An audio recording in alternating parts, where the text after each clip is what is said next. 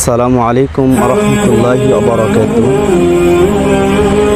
আমরা আজ ঐতিহ্যবাহী সিলেট চা বাগানে আসছি।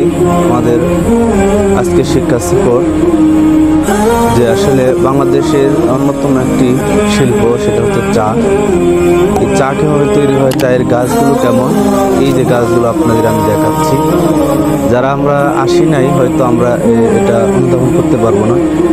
এজন্য আমি আমার এই কন্টেন্টের মাধ্যমে দেশের সকলকে আহ্বান জানাচ্ছি যে আপনারা সিলেট আসেন, চা বাগান দেখেন। আসলে আল্লাহ রাব্বুল আলামিন এই চায়ের বাগানের মধ্যে এই পাতাগুলো দিয়ে আমরা এই চা তৈরি করা হয়। আর যে চা হচ্ছে বাংলাদেশের একটা জনপ্রিয় একটা পানীয় যেটা তৈরি করা হয়, যার জন্য আমরা আজকে এই শিক্ষা সফর সিলেট চা বাগানে আমরা এখন এই যে আমি আপনাদের দেখাচ্ছি চা বাগানগুলো।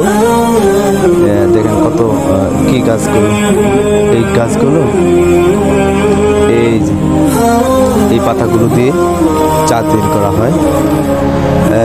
একবারে সুন্দর এই যে চা আমরা দেখাচ্ছি। এই যে আমাদের আজকে শিক্ষা সফরে যারা আসছেন, চা বাগান দেখে নিজের দিকে আসতেছে।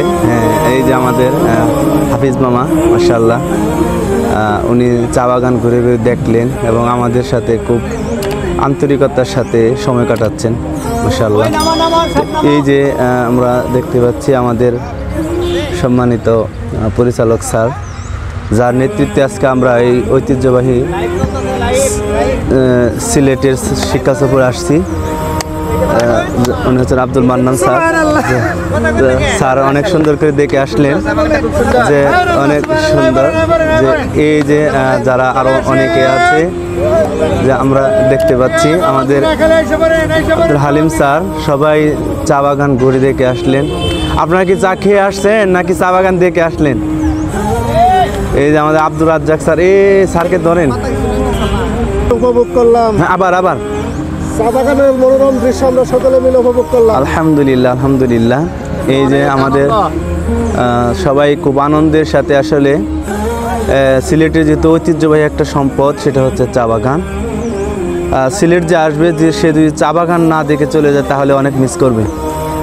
এই যে আমাদের কলিজার টুকরা সন্তান, ওরা চা বাগান ঘুরে দেখে আসলো।